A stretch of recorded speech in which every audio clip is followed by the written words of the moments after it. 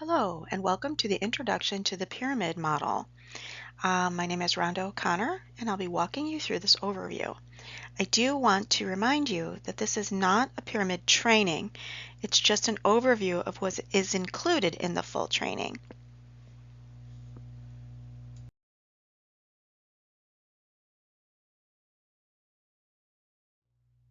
So I want you to think about a young child that you know or one that you teach. Think about where you want that child to be when they're 6, when they're 18, when they're into adulthood. Then think about how important are social emotional skills in getting them to that place.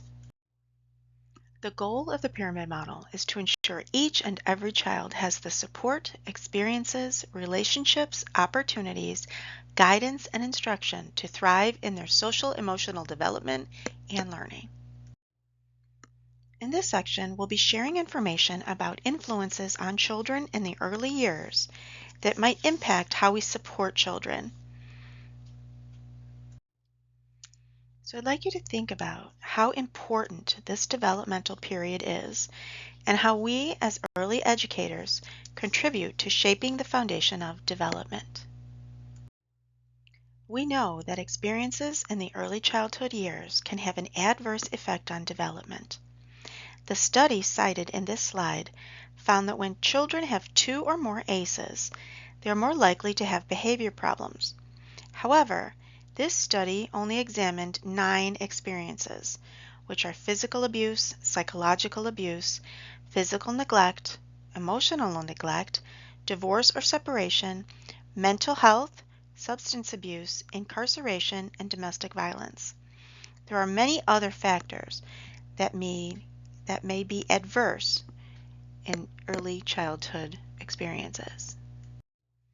So while all children are at risk for adverse childhood experiences, numerous studies have documented inequities in such experiences attributed to the historical, social, and economic environments in which some families live. In addition, conditions such as living in under-resourced or racially segregated neighborhoods, frequently moving, being subjected to homelessness, or experiencing food insecurity can be traumatic and exacerbate the effects of other ACEs. Finally, historical and ongoing trauma due to systemic racism and discrimination, or the impacts of multi-generational poverty resulted from limited educational and economic opportunities, intersect and exacerbate the experience of other ACEs, leading to a disproportionate effect in certain populations. Not all early adversity is traumatic. Protective factors such as a safe, stable, nurturing environment, responsive relationships can help reduce the impact of early childhood adversity. On the next slide, we'll talk about the definition of trauma. So trauma occurs when frightening events or situations overwhelm someone's ability to cope or deal with what has happened. Researchers estimate that between 49 and 75% of children will experience a potentially traumatic event between birth and age 5. Trauma is defined by the child or family's ability to cope with what happened. Thus, some children might have adverse childhood experience and may not have a trauma response. As we consider trauma, we need to also understand the context and factors that influence trauma. By doing so, we make a commitment to not discuss a child or family's trauma without considering the historical, structural, political, intergenerational, interpersonal, and individual spheres that created, such as those listed on the slide.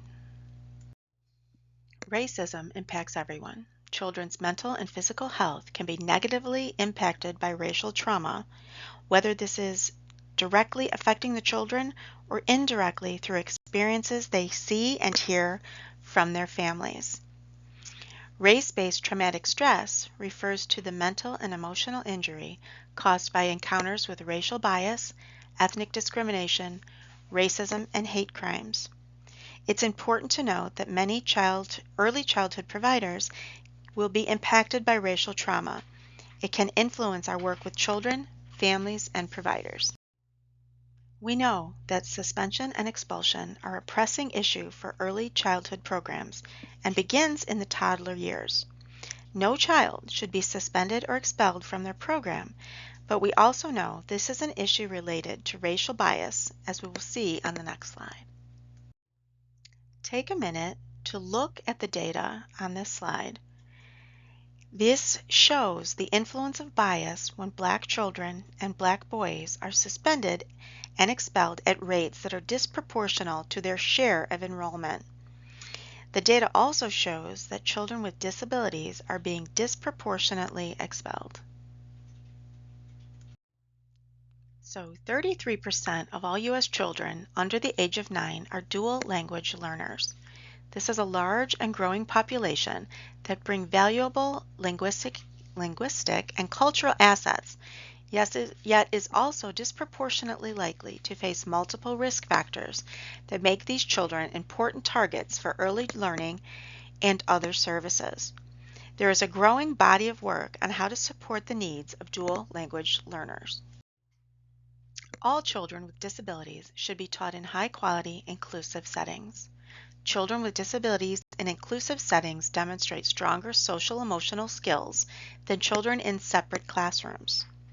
The rates of inclusion have not changed significantly in the last 30 years, and yet all evidence supports the inclusion of children regardless of the type of disability. But we can make a difference.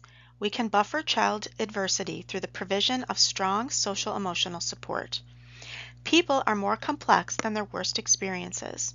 So in other words, people's trauma and early adversity do not define the whole of who they are. When talking about trauma, it is essential to talk about the strengths people have developed to survive it, endure it, and overcome it.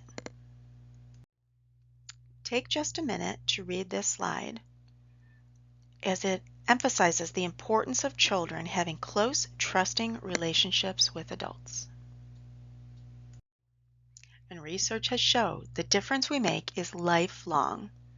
Those children with better social skills, such as sharing, cooperating, and helping other children in kindergarten, are more likely to graduate from high school on time, more likely to get a college degree and have a full-time job, less likely to be arrested, engage in substance abuse, or be on the waiting list for public housing. Early social skill development is definitely linked to future outcomes. So how do we get there?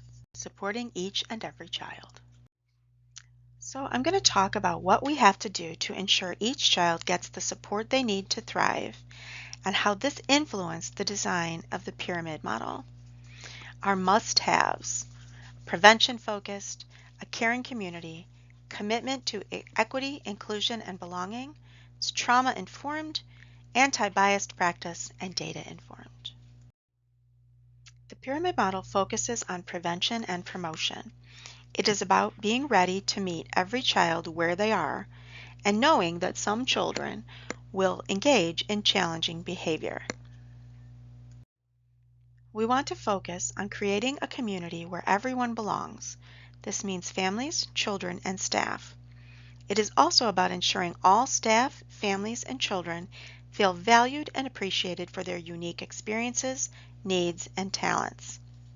While trauma affects children and families, it also affects staff, and we need to be ready to support staff in much the same way we think about supporting children and families. Ultimately, we have to adopt a philosophy that all children belong here and can be successful.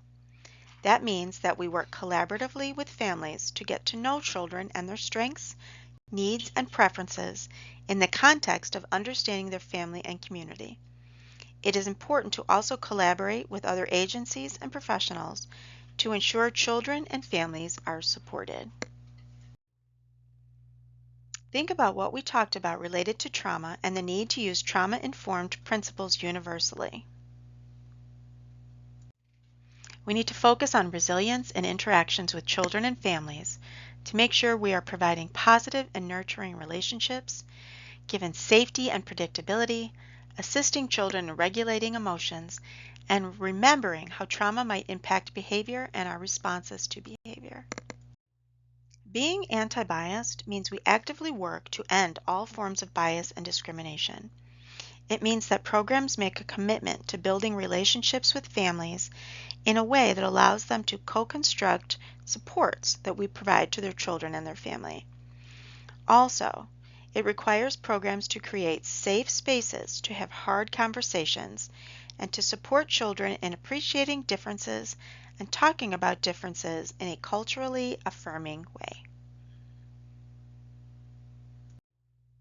The pyramid model is a framework of evidence-based practices. We use data to inform professional development, share information with families, monitor what we are doing and how well we are doing it, and to monitor impacts on children, staff, and families. When we adhere to these values, it means we are ready for each and every child, including children who have experienced trauma, children with disabilities, children who are dual language learners, and children with persistent, challenging behavior. And now we move on to the overview of the pyramid model itself. The pyramid model was designed based on these must-haves and based on the premise that we want to support all children in an inclusive early childhood setting. That means that we must have prevention, promotion, and intervention practices in place at the same time. The bottom of the pyramid is an effective workforce that has provided professional development. And we move up to the universal promotion of social and emotional competence for all children, which is high quality supportive environments and nurturing and responsive relationships. The second tier is the secondary prevention by providing more intentional interventions. These will be required by some children. Finally, the top of the pyramid is intensive intervention, which will be just 5% of those children whose needs were not met by the rest of the pyramid interventions. It is all about relationships, and we're talking about all relationships. Those between children, between staff and families, between staff and children, and between staff members. The goal of pyramid model is to create a context in which there are predictable routines, consistent relationships, clear expectations, and engaging activities. When children are engaged in meaningful, engaging, and developmentally appropriate activities, they are less likely to be engaging in challenging behavior. The secondary or prevention level of the pyramid includes the provision of explicit instruction in social skills and emotional regulation. In early childhood programs, all young children will require adult guidance and instruction to learn how to express their emotions appropriately, play cooperatively with peers, and use social problem-solving strategies. However, for some children, it will be necessary to provide systemic and focused instruction to teach them social emotional skills. Children might need more focused instruction on skills such as identifying and expressing emotions, self-regulation, social problem solving, initiating and maintaining interactions, cooperative responding, strategies for handling disappointment and anger, and friendship skills.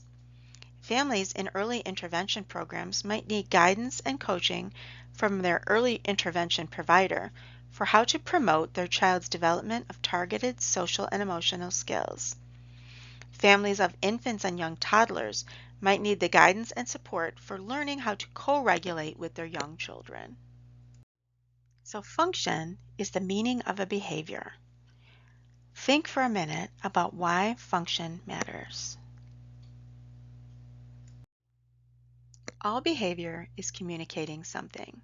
The child may not have the skills or the language to tell you, I need help, or I am bored, I'm frustrated, I'm tired, or I just want to play by myself. Think about what else behavior might tell you.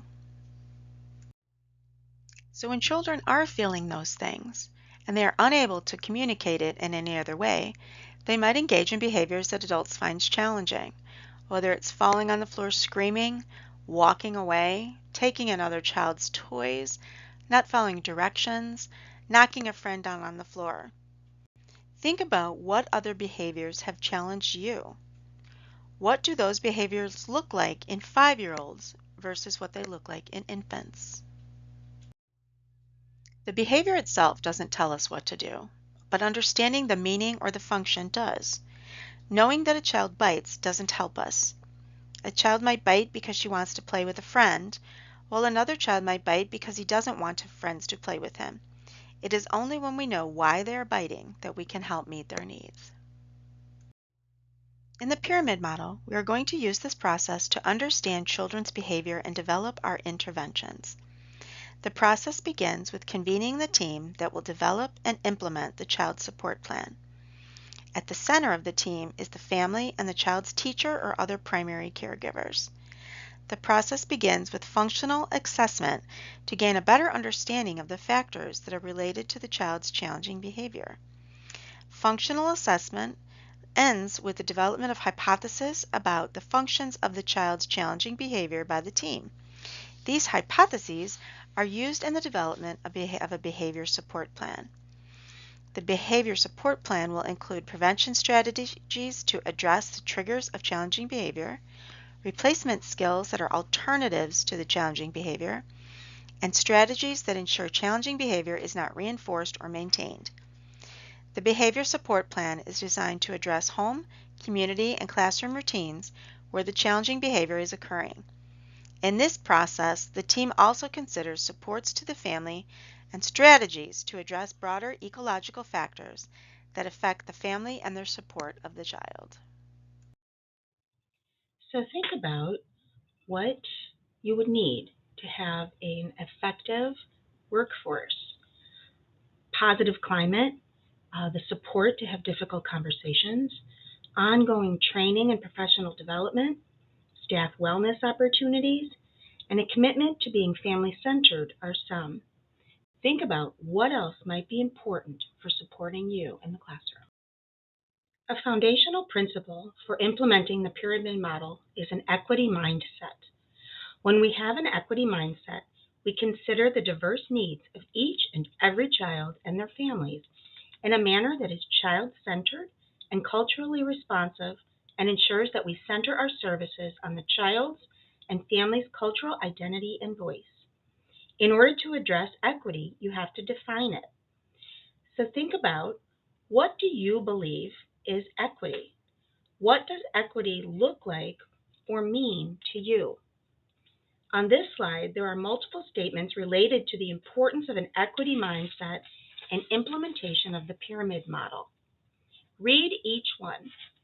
In thinking about equity, we must acknowledge that experiences of race and ethnicity occur within a social and historical context. We use that knowledge to address those ongoing influences on children, the families we support, and our staff. Equity issues might refer to biases based on the variety of identity characteristics, including race, class, culture, gender, sexual orientation, ability and disability, language, national origin, indigenous heritage, or religion. These biases occur at three levels through which racism operates: institutional, personally mediated, and internalized. Addressing bias and promoting equity requires that we pay attention to both interpersonal dynamics, or the day-to-day relationships and interactions that are at the core of early childhood practice, and systemic influences. In our early childhood programs, we must acknowledge that race and ethnicity shape our understanding of children's behavior implicitly and explicitly. The data on suspension and expulsion and disparities highlight this concern. To address behavior, we have to understand it's a function. Implementing the pyramid model implies that you will be making a commitment to fairness and equity. Applying the pyramid model philosophy. As you watch the following video, consider the following questions. What do you hear or see that is prevention focused? What does it mean to support children's appropriate behavior? What do you see or hear about supporting families? How do we support staff to do this important work?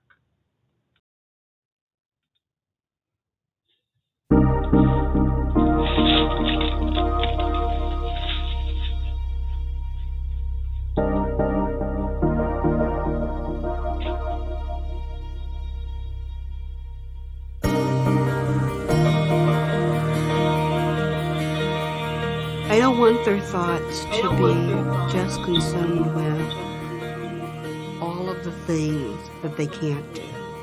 I want to also give them that positive voice that says, these are the things that you're doing. These are the things that you are doing well. Let's keep it up.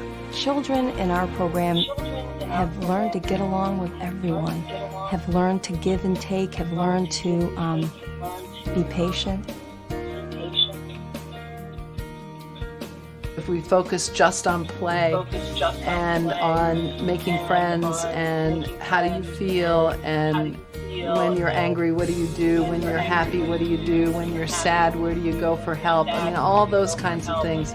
If we were to do that with young children really, really well, that a lot of the other learning would fall into place. It's important to have good interactions with teachers, with adults, with family members, with their peers.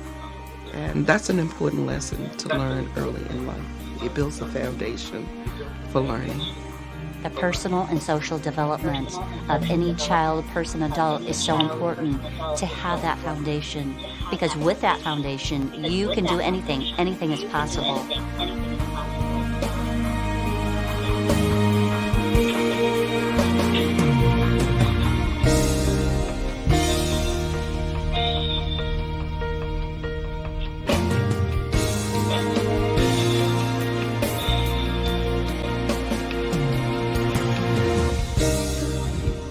Promoting social-emotional competence in early childhood is a critical key to children's later success in school and in life. This video offers an overview of well-researched, successful strategies that early childhood educators can use to promote healthy social-emotional development, prevent challenging behavior, and provide support to the growing number of children with challenging behavior.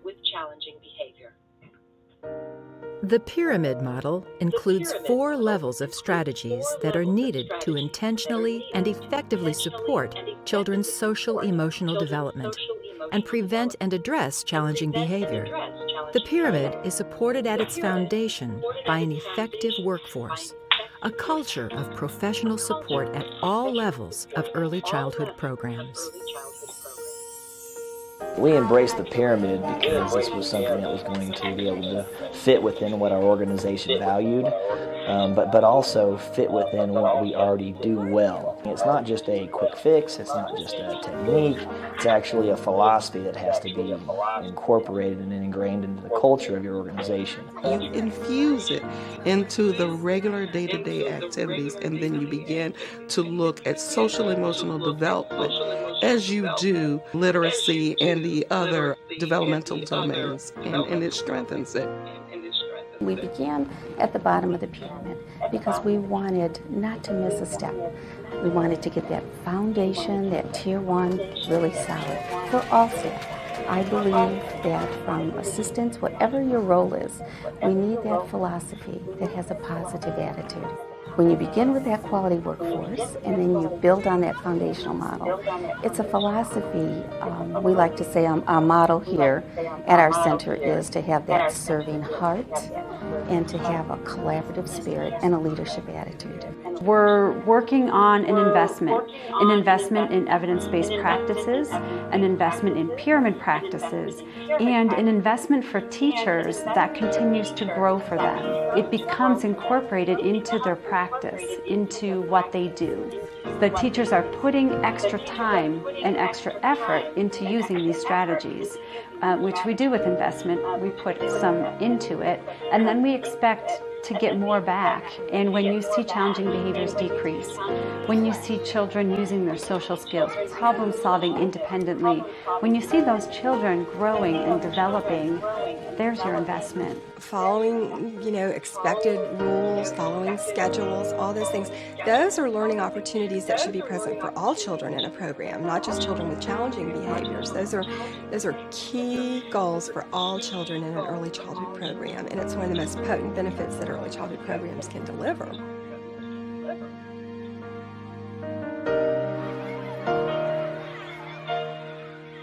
Nurturing and responsive relationships is the first level of the pyramid model. Positive, supportive relationships are necessary for all children and critical to the success of all the other strategies. These relationships extend to partnerships with families and guide interactions between teachers and other professionals to create relationships defined by teaming and collaboration. They actually looked at him as a person. They picked out things that were very important to help him mature and help his behavior and help him learn. I think that's very critical to how a child is going to learn going forward, and as a parent, it's something that they have helped me know about my son, and going forward, I will be able to communicate that to future teachers that he is going to have in school.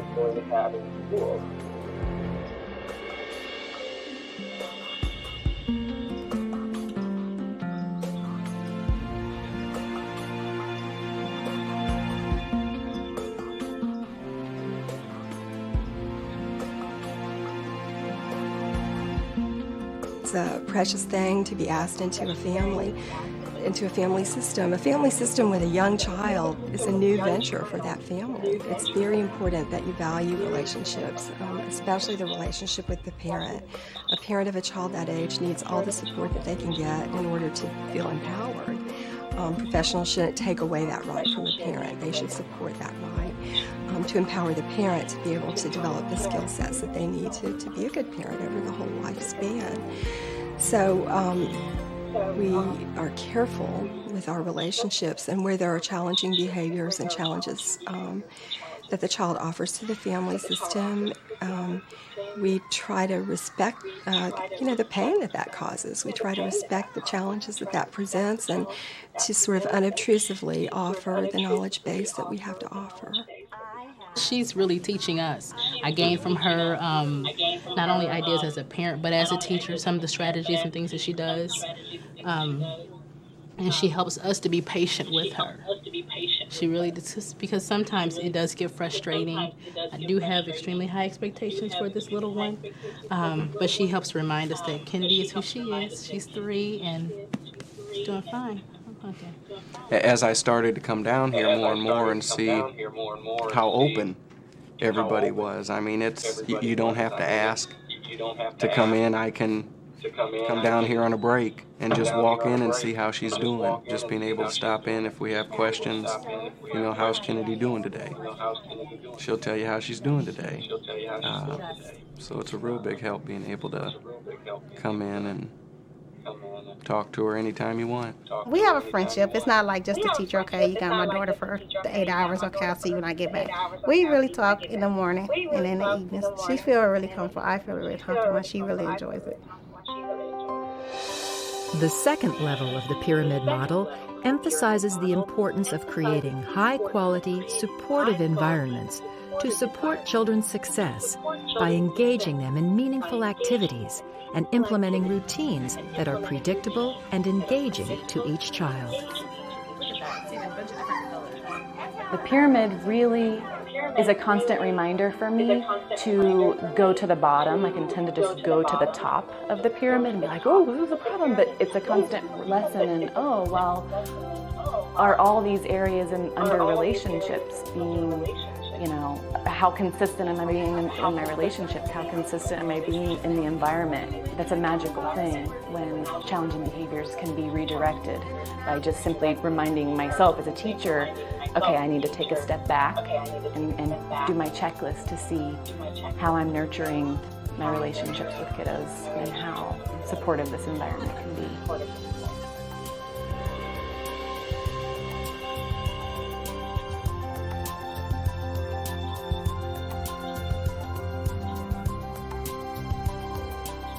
it is just so refreshing, and it's awe-inspiring, I think, to watch her in action.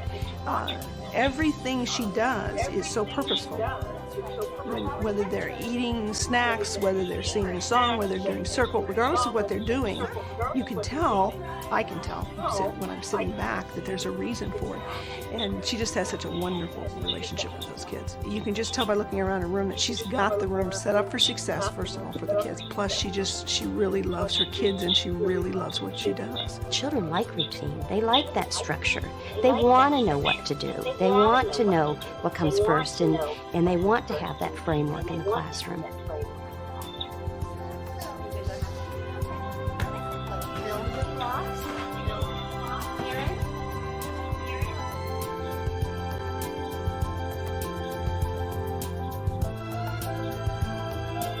I think I'm better able now to teach closely alongside the children, to follow their interests and to be guided by their interests, and to let that inspire my work.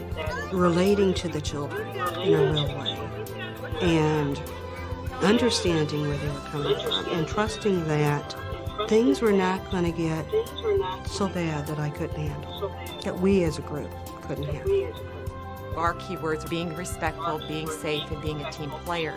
And if you can use one word and the child just looks at you like, I know what you mean, then we can take off into the circumstances that may be surrounding the situation. When she first came here, we had a separation issue. As she got to know them over a couple of weeks, it just got better. She's a little aggressive, and I think that's just, we talk about not hitting and not being mean, and that goes along with be respectful, which is what they talk about here now. She tells me everything that they do, down to what, the terminology that they're using in the classroom, like to be respectful, and what certain kids did to be respectful. And I'll always ask her, what are types of things you do?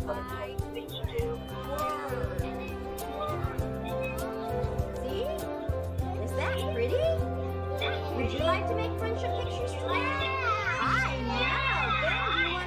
The third level provides strategies to implement targeted social emotional supports. This is explicit instruction in important skills, like expressing emotions appropriately, handling anger, solving problems, and developing friendships. We talked about emotions, and I've been doing the emotion dice, and we throw it and we say, how do you feel, and what does this look like? Does he look happy or sad? And he looks mad, and they all go, mad, and they all kind of mimic it. And so what I've been doing is I've been taking pictures as they make these faces.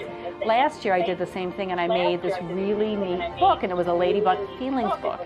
And it's so neat when they read these books. When they see these books and they go, oh, look, there's Aaron. He's angry, or oh, look, she's shy, or oh, she's excited, and it's really neat when they go through and they read it. Okay. She said thank you. Good morning, Bridget. Good morning, Bridget. Hello, Wendy. What is amazing to me is how the pyramid strategies work so well at the toddler level. Children are learning to say each other's names. They're learning how to tap and get another friend's attention. They're learning how to label their feelings, because we're intentionally teaching those skills, and it's working. Do you want more?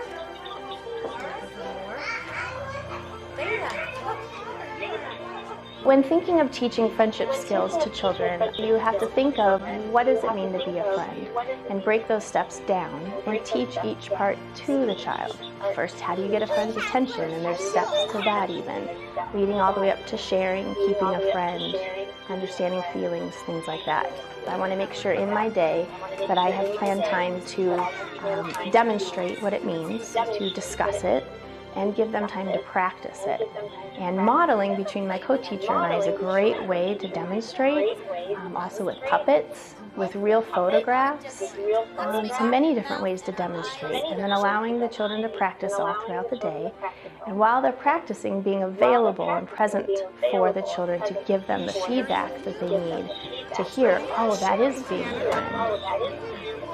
Sure, let's do some teamwork. Encourage them to use their words, and that's a key phrase that I use in my classroom. Tell your friends how you feel. Tell them if you did not like that. I help them. How did you feel when they kicked you? Sorry. Well, then I give them the words to say, I don't like it when you kick me. They will have another tool to use, their language. See, when you say that, Michael knows that she's sitting in a chair, that you want to have that, okay? When we have conflict resolution strategies in place throughout the whole program, not only we know them, but the children know them. And the children can affect them with their friends. Children are more powerful teachers to their peers than our adults most times.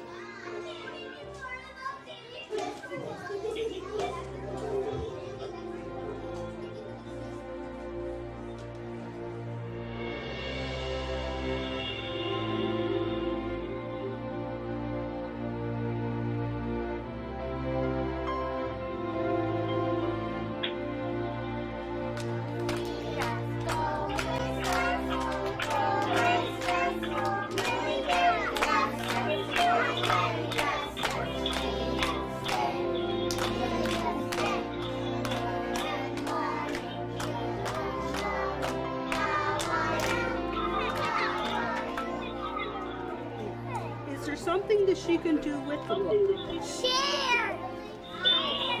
How would that work? Did you know that two people can look at a book? We are a family. We are a community. And that we all have days when we're not our best. We all have days when we want mama. We all have days when we don't get our way and we're not happy about it. So what he does is he kicks his friend's leg out of the way. Is kicking a go or is kicking a stop? Kicking is a stop. We use our feet for walking. We use our feet for walking. Kicking is a stop. Squish, that's the word that you're using to say how you feel. You're squished, and you're squished. How could we solve that problem so you're not squished anymore? Think. Use your imagination. What could we do? There's just one chair here. What could we do?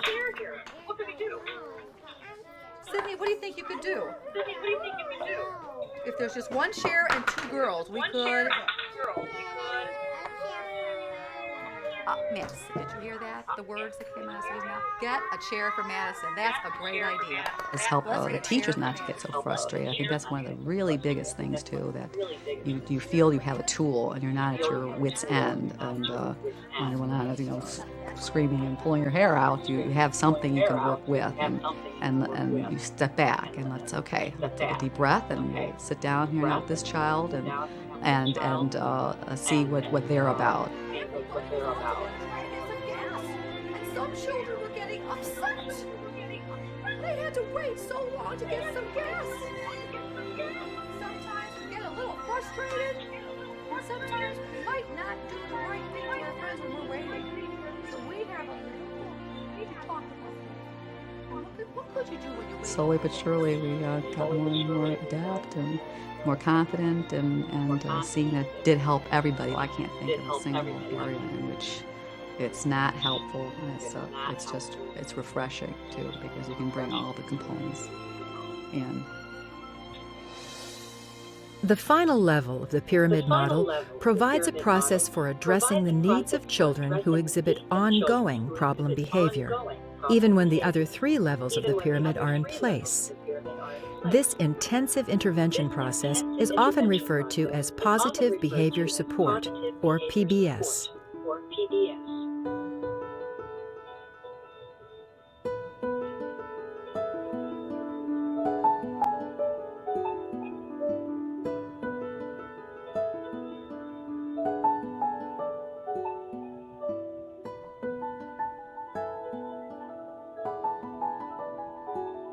The teachers in the classroom felt very confident. They came to me with issues. I can't be kicked anymore. I can't be hit anymore. I can't let him go up to another child and just scratch that child, or I can't let him go up to another child and kick that child in the stomach. We have to make sure we let this child develop new skills in place of those skills. And that's what our support did.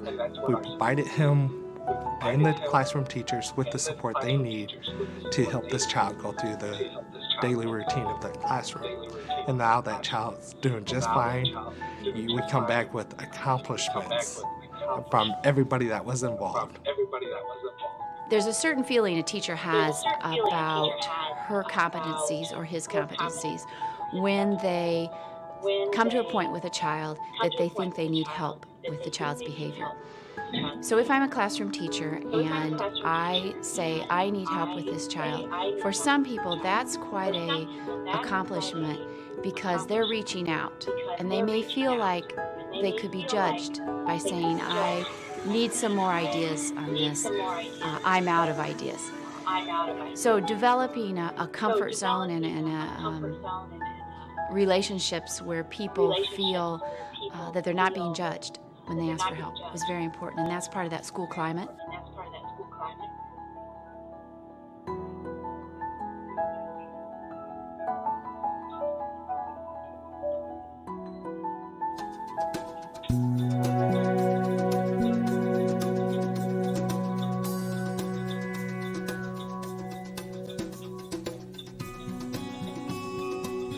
Universal practices, universal techniques, and I think that's key. Because you'll find a small number, probably somewhere around 25%, that will need those extra interventions. So what do we do with the other 75? And children learn from other children as well, from the modeling they see from their peers. So I think it's very important to have a universal approach. But then also have a support system in for those children that need more.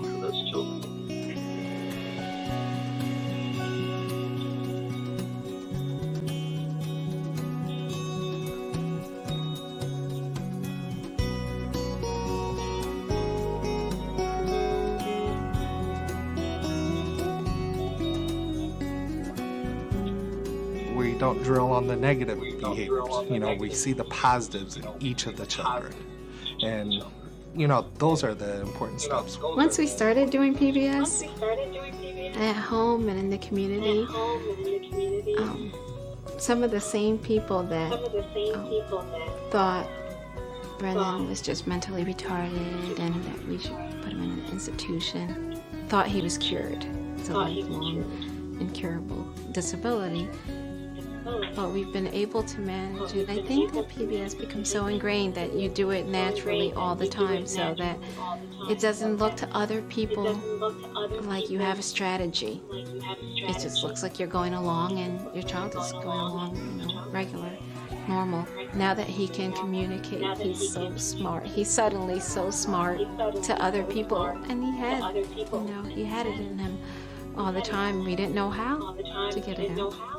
But, we figured it out. And I think that's one thing that if anybody tells you that, it's very empowering. You can do this. And I would tell families that you can do this. Are doing these amazing things in the classroom and providing these kind of supports for kids. And we also teach parents how to do that. I think they'll be happier, kids will be better in the classroom, teachers will be happier, and I felt like that truly could change the world, and I feel like it has. Establishing that rapport, I think that is so important. Establishing the rapport, the respect, that them being able to trust you and know that you're not going to give up on them, and no matter what they do, you're not going to judge them, and you're going to still love them the next day. So I think that's real important. I had a student many years ago who he came in here very angry. He would throw blocks and toys and aiming at people. He had targets and just temper tantrums throughout the day. He would hit me and scratch me. I just started crying, and I was crying not because he was hurting me, but I was crying because I didn't know what to do for him. He's just a very gentle soul now. Sometimes you don't know why these strategies work. sometimes to me it's just a little miracle that they work. But if you dare just to keep on searching and keep on trying the strategies, if it doesn't work today, it might work tomorrow. You gotta try them for a length of time. You can't just give up the first time it doesn't work. And work with the families, then you get success. Now's the time. When they're little, it's the time, and we can do great things. I would like to see early care and education providers with great skills in teaching kids how to be friends, how to work together. I think we'll have stronger programs. I think we'll have happier staff. I think we'll have happier children. I think we'll have stronger bonds with families. It's philosophy with feet. It's good to have, this philosophy and our goals in mind, but you're seeing those things done here on a day-to-day basis. And I'm saying that to you as a parent and a teacher. Seeing the involvement from support services to the teachers and all these key players involved and committed to your child.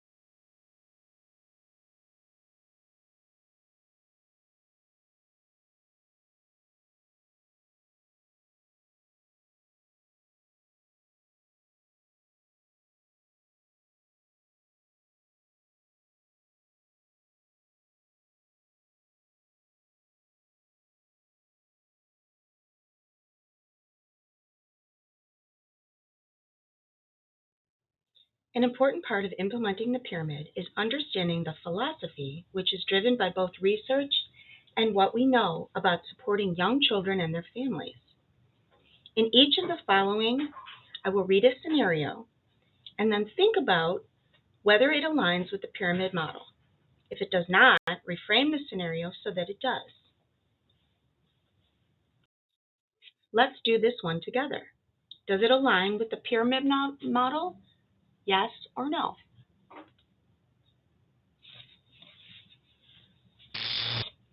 No. The child might need more practice, or he might not really understand how to do it in all situations. Think to yourself, I need to help him practice it in different activities. What other reasons might there be? They've had a hard time this week and seem to be getting upset so quickly. I'm going to spend some one-on-one time with them and really connect. Does this align with pyramid model?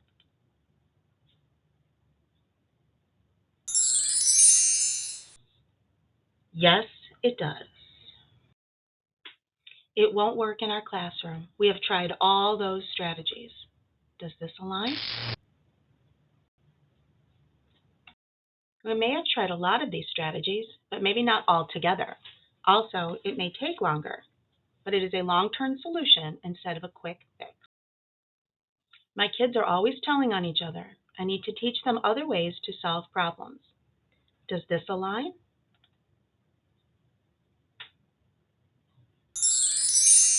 Yes, it does. The parents never follow through with the suggestions that we give them. Does this align?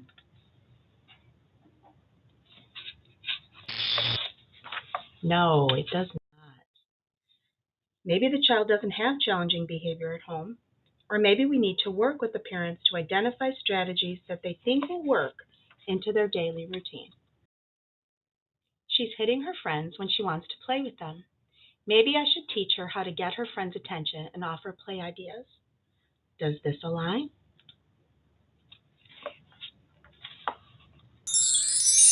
Yes, it does. All my assistant ever does is clean up after children. He never just plays with the children, nor does he engage in any other classroom activities. I don't think he likes being in my classroom. Does this align? Uh-oh, no. Maybe the assistant is the first one to start cleaning up. I want everyone to be engaging with children more. So I wonder if he realizes he doesn't have to be the only person to clean up all the time. We need to have more regular team meetings to ensure everyone is learning to do all the roles in the classroom. We are teaching children to use calm down strategies at school. Maybe we could collaborate with families to identify some calm down strategies that might work for children in their home. Does this align? Yes, it does. So we want you to reflect on behaviors that challenge you. What behaviors push your buttons? Could be from a child, family, or a staff. The purpose of this reflection is to acknowledge how difficult it is to deal with behaviors that challenge us as teachers. It also helps to reflect on how life experiences, temperament, personality, or just how we're feeling that day can all play into those times when children's behavior just pushes our buttons. Those moments can really challenge our ability to be present and supportive with the children. Sometimes it is difficult to see beyond challenging behavior, but the impact of both the behavior and the teacher's response play a role in relationships with teachers, families, peers, as well as the equity of instruction that is occurring in the handout. I want you to think about children that you've worked with who have challenging behavior. Look at these questions and think about that child. How did the behavior make you feel? How did you respond? And how did it impact your relationship with the child or family or staff? How does your response make the child feel? What does the child learn about relationships from your response? How might it impact the tone of the classroom? And how might it impact children's relationships with other children? We need to think about the meaning behind the behavior and what the child is trying to communicate. The why, what, when questions that will help you support children with behaviors that might be challenging.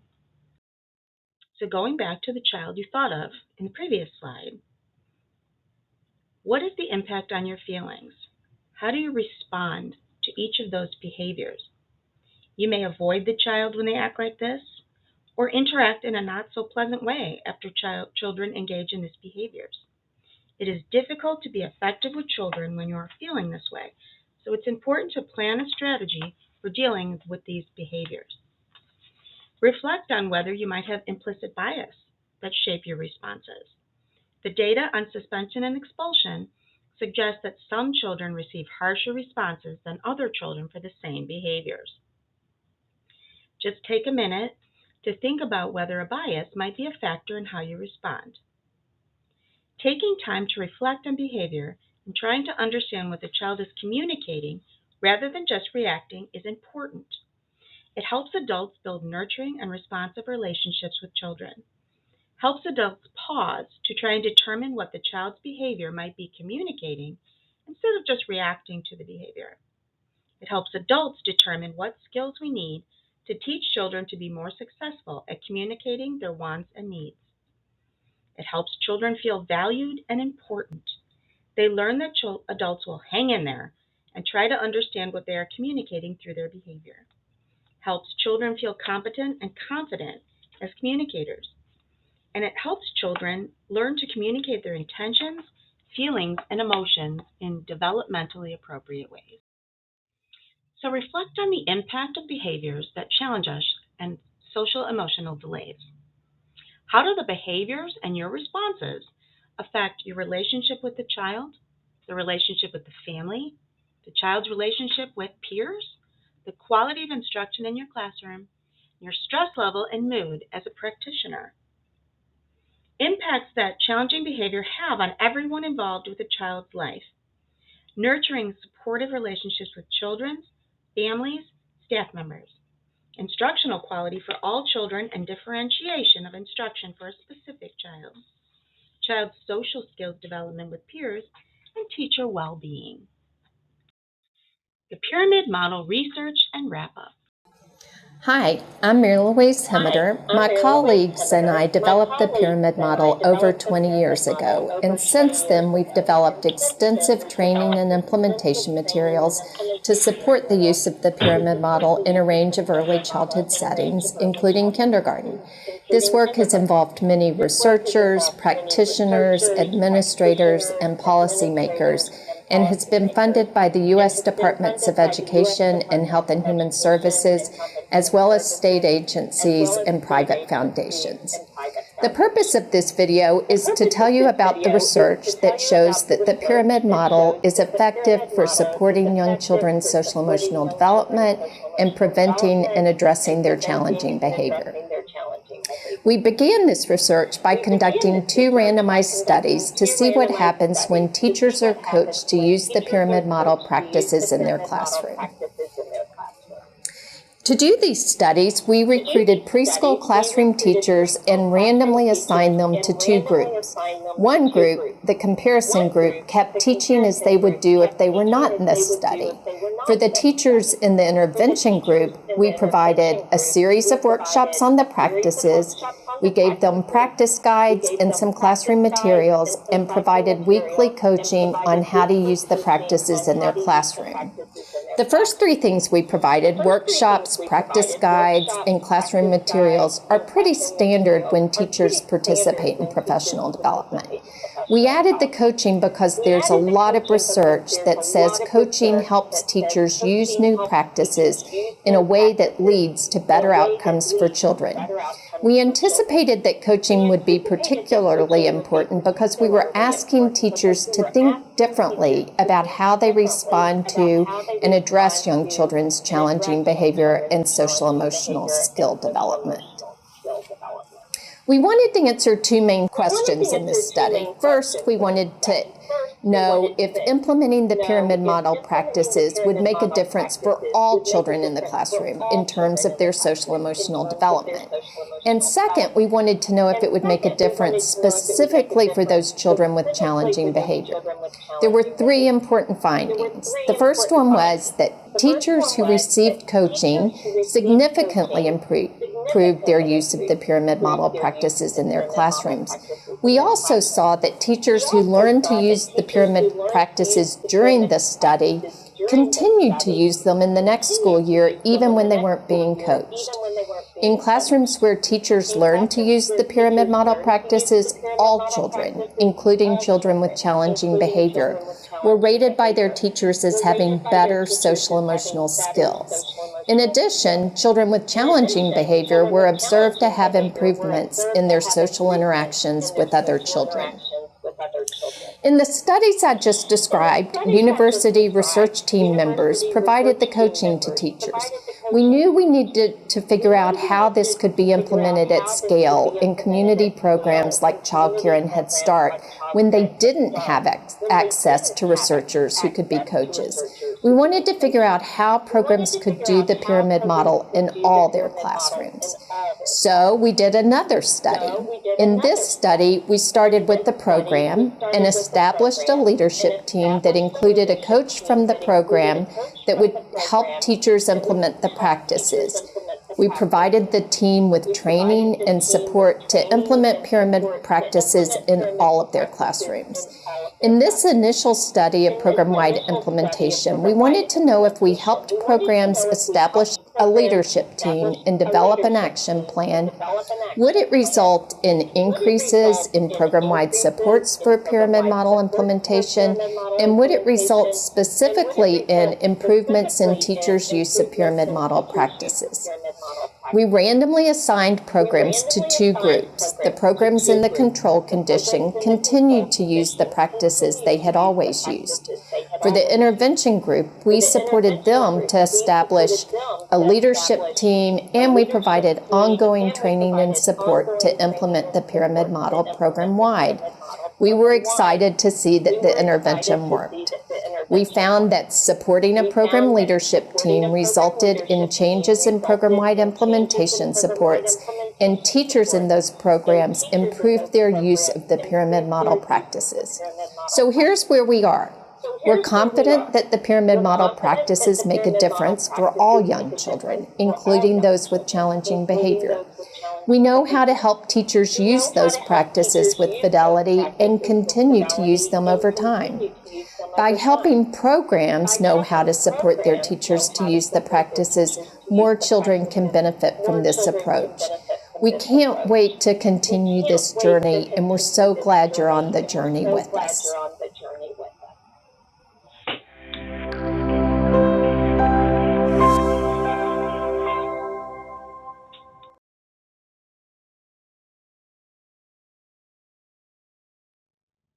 We want early educators to feel connected, confident, and competent. We have talked a lot about how important it is to support early educators in their pyramid model work. We have also heard about what is effective in supporting early educators.